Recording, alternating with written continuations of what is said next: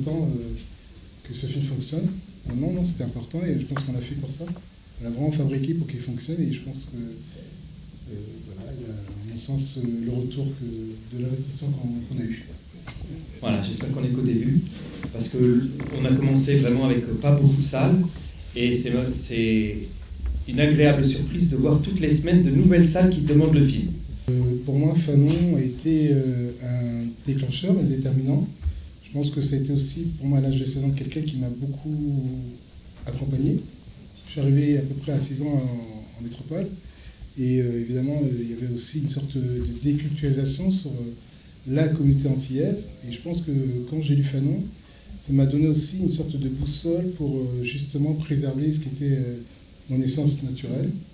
Et puis en avançant tranquillement, quand j'ai compris que je vais devenir cinéaste, je me suis aussi beaucoup accaparé sa parole pour construire mes personnages, des personnages nobles, importants, qui évoluaient dans un système géographique ou historique qui leur était à la fois défavorable, mais ils avaient aussi une parole à donner, à partager. Et puis de film en film, j'ai compris qu'en fait compte, ce personnage n'était pas que littéraire, ni un penseur, mais c'était quelqu'un aussi qui pouvait aussi me permettre de créer aussi une sorte de thématique forte sur les différents films que j'ai faits. Et puis au bout d'un moment, on se rend compte que il n'est pas là, il est toujours présent.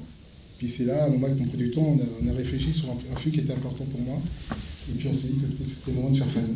Alors Fanon a une vie très riche, malheureusement raccourcie par la maladie. Tu aurais pu raconter l'histoire de Fanon ailleurs qu'en Algérie. Pourquoi avoir choisi l'Algérie? Pourquoi? Parce que je pense que déjà, nous, on est des cinéastes. Et puis, on est dans des codes aussi. Et puis, évidemment, quand on fait un film, on sait qu'on n'a pas beaucoup de temps, on n'a pas 4 heures, ni 10 heures. On a quand même entre 1h30 et 3 heures pour les très grands films. Et puis, je pensais aussi que Fanon avait rencontré son destin en Algérie. Et sans être trivial, il y a aussi là-dedans une rencontre de destin. Et dans le cinéma, c'est vrai que quand vous voulez raconter une histoire, il faut qu'elle soit attrayante. Il faut quand même qu'il y ait quelque chose dans lequel vous pouvez mettre toutes les intentions, mais il y a quelque chose aussi d'important, c'est le spectateur, quoi.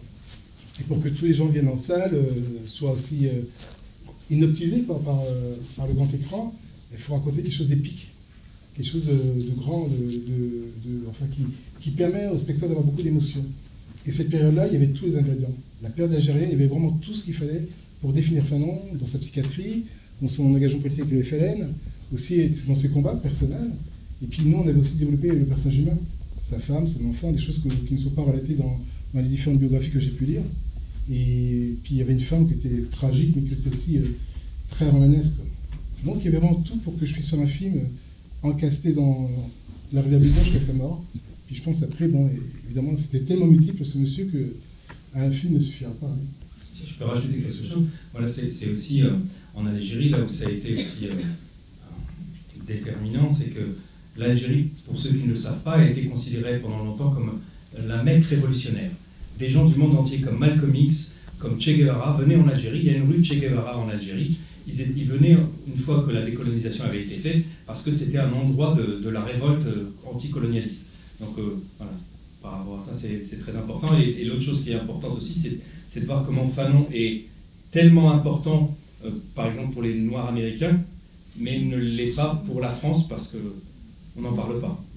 Je suis prof de philosophie, mais je fais surtout un doctorat en philosophie de la médecine. Et donc c'est vrai que le fait que Peau noire, masque blanc se présente comme une étude clinique, donc une étude presque médicale, et à la fois une étude du système colonial et du racisme, c'est des choses qui ont été très importantes pour moi, à la fois pour mon parcours personnel, mais aussi pour construire mon identité en tant que femme noire en France, dans des milieux assez élitistes. Et donc c'est vrai que ça a été vraiment une claque pour moi. Et je trouve que le film montre bien en fait les différentes parts de Fanon, à la fois l'aspect médical, l'aspect écrivain-philosophe et l'aspect politique. Et ces trois aspects en fait sont absolument indissociables. C'est-à-dire que pour lui, en fait, on ne peut pas, quand il met sa lettre de démission, c'est une manière de dire qu'on ne peut pas soigner dans une société malade. C'est impossible. Pour moi, c'est quelqu'un qui a une simplicité incroyable dans son rapport avec les gens, mais très complexe dans son intellectualité. C'est un être à part, vraiment. Et une fois qu'on a trouvé un peu la source, on a bien bossé sur les documents, il y a l'écriture, et là l'écriture, évidemment, elle prend 3 ans. 3 ans d'écriture avec mon co-scénariste pour trouver justement la matière première, le scénario, pour bien comprendre de quoi ça va parler. Et c'est ça qui est assez compliqué, parce qu'un film, il y a des codes, c'est du cinéma, donc il faut ellipser, il y a des choses qui sont importantes dans sa vie, mais on ne peut pas raconter, parce que c'est pas trop cinématographique, et pourtant c'est important pour bien comprendre le personnage, donc il faut mettre des symboles dedans pour pouvoir aller plus vite. Enfin, c'est un petit casse-tête. J'ai beaucoup apprécié le fait que dans le film, il y ait une attention au corps, et au fait que Fanon était très attentif au fait que pour étudier vraiment l'effet du système colonial et du racisme, il faut regarder le corps. Parce que nous sommes tous des êtres humains, donc nous avons besoin de notre corps, c'est le principe de notre action. Et en fait, les personnes en situation de colonisation et qui subissent le racisme ne peuvent plus utiliser leur corps comme elles voudraient. Elles se retrouvent réduites au rang d'objet par les personnes qui les discriminent. Et donc, je pense aussi qu'il faut comprendre que ce que propose Fanon, c'est véritablement une libération de soi, mais qui passe aussi par la libération du corps, parce que c'est là que ça commence.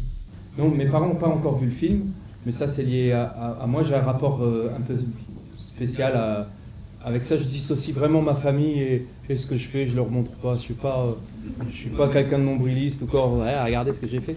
Non, c'est pas trop. Mais j'espère qu'ils le verront un jour. Mais ce que je peux dire, c'est en quoi, d'une certaine manière, ça leur est dédié. Attendez 2 secondes.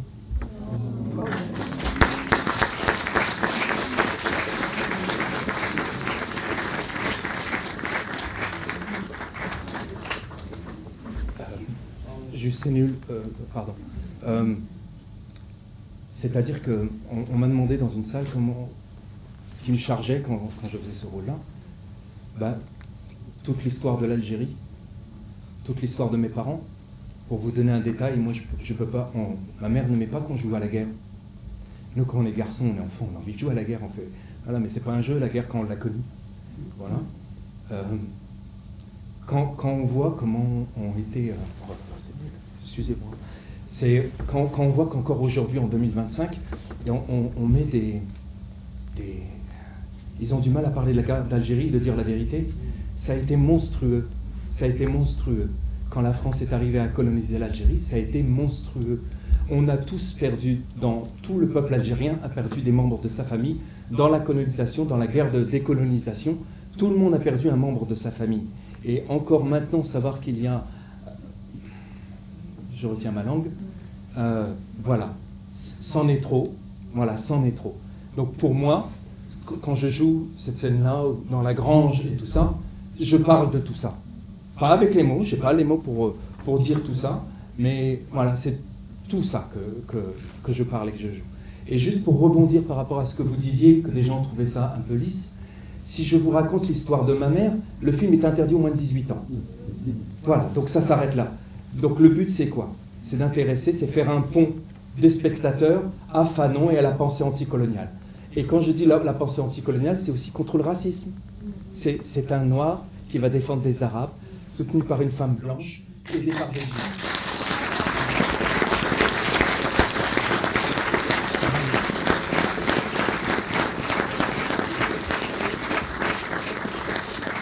Une dernière question. Je vais dire quelque chose. Parce que, en fait, tu vois. Ah, c'est nul, mais vas-y.